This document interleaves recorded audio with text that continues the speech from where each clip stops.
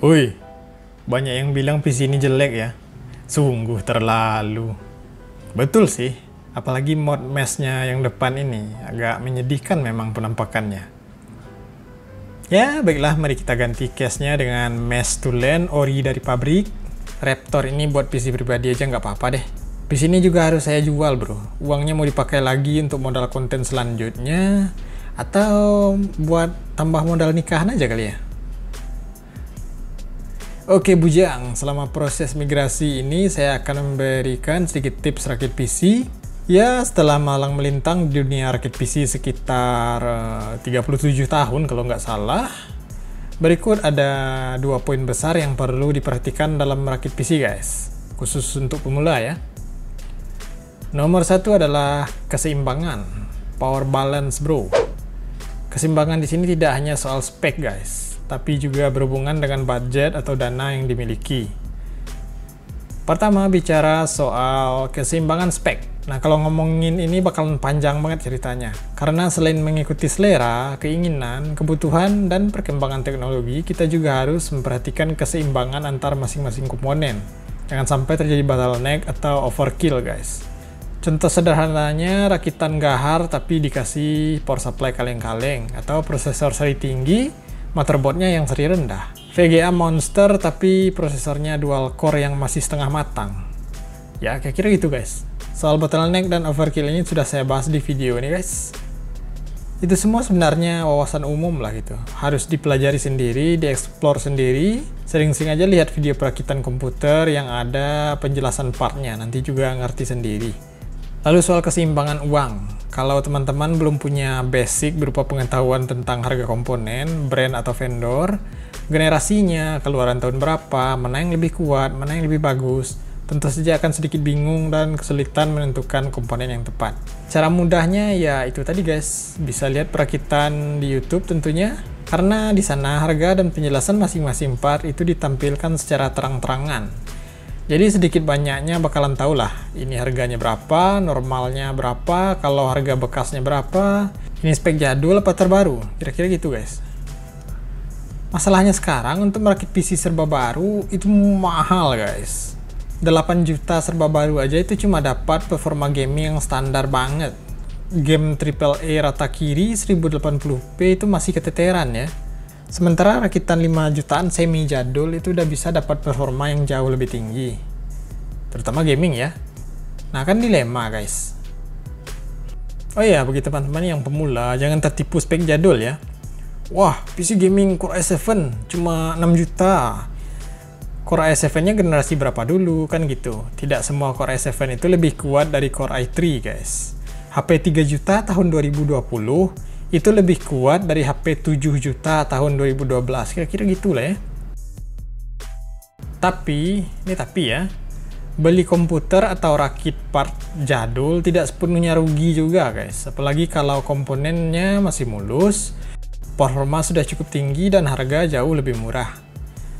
Tapi kan upgrade-nya nggak bagus, nggak bisa upgrade prosesor terbaru. Nah ini menarik guys, memangnya beneran mau upgrade kan gitu. Teknologi itu berkembang cepat bro. Anggap aja beli motherboard B460M untuk Intel Gen 10 yang RAM-nya masih mentok 2666 MHz. Selang beberapa bulan keluar B560M yang sudah support 4000 MHz++ dan sudah PCIe Gen 4. Kan gigi ya. Ya, PC spek jadul kan bisa dijual juga bro. Istilahnya duit parkir. Sama kayak beli sepeda motor atau mobil bekas untuk belajar ya. Kalau mau coba yang terbaru kan bisa dijual dulu yang sekarang. Kalau mau upgrade ya sekalian rakit baru ke spek terbaru. Kan gitu bro. Oke, jadi kesimpulannya rakitlah PC yang speknya seimbang dan sesuai dengan budget, sesuai dengan kebutuhan dan sesuai dengan rencana kedepannya. Sebaiknya rakit sendiri agar biaya lebih murah. Part baru atau bekas nggak masalah, yang penting teliti dalam membeli komponen. Lanjut ke poin besar yang kedua, atau yang terakhir di sini ya, yaitu keselamatan perakitan, SOP, Standard Operating Procedure, tips saat perakitan bro. Merakit PC itu gak sesulit yang dibayangkan. Nonton tutorial sekali atau 2 kali aja udah bisa kali ya. Yang penting di sini adalah asalkan komponen udah saling support, terutama prosesor dengan motherboard dengan RAM. Pastikan prosesor dan motherboard saling support dan pilih RAM yang sesuai, DDR3 atau DDR4. Atau mungkin sudah DDR5 ya.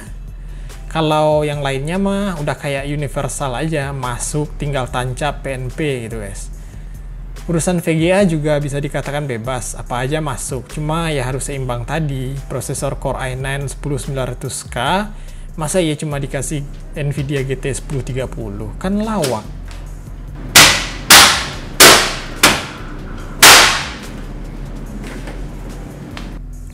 Soal perakitan tadi, itu pastinya banyak pemasangan kabel-kabel ya.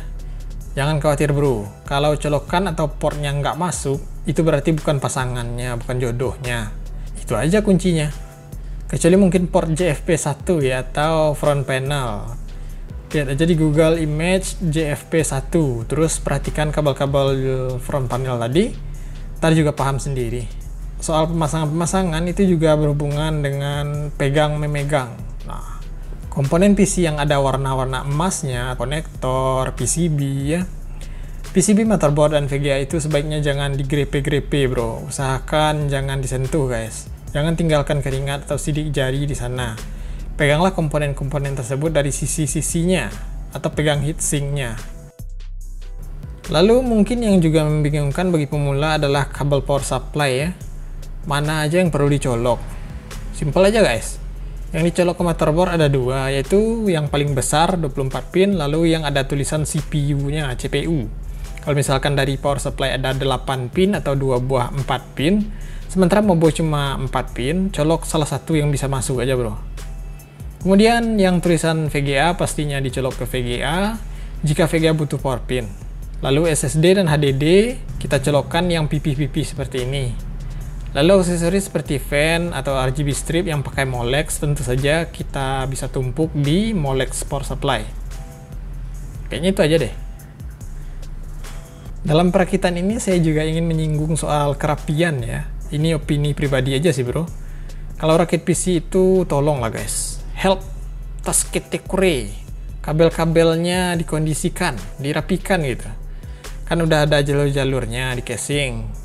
Karena ini penting guys, selain faktor kebersihan agar kelihatan bersih dan mudah dibersihkan, ini juga soal keamanan. Kabel-kabel yang seliweran seperti ini, misalnya kena fan, itu blade fan-nya bisa patah bro. Paling sering itu fan VGA yang mana putarannya biasanya lebih dari 2000 RPM ya. Rakitan yang perkabelannya rapi, itu maintenance dan deteksi kerusakan atau error menjadi lebih mudah. Baiklah teman-teman, terima kasih banyak sudah mendengar pidato saya. Semoga ada hikmah yang bisa diambil. Oh ya, ada satu pertanyaan klasik lagi nih. Sekarang kan harga komponen pada naik, apakah sebaiknya tunggu normal lagi atau rakit PC sekarang aja?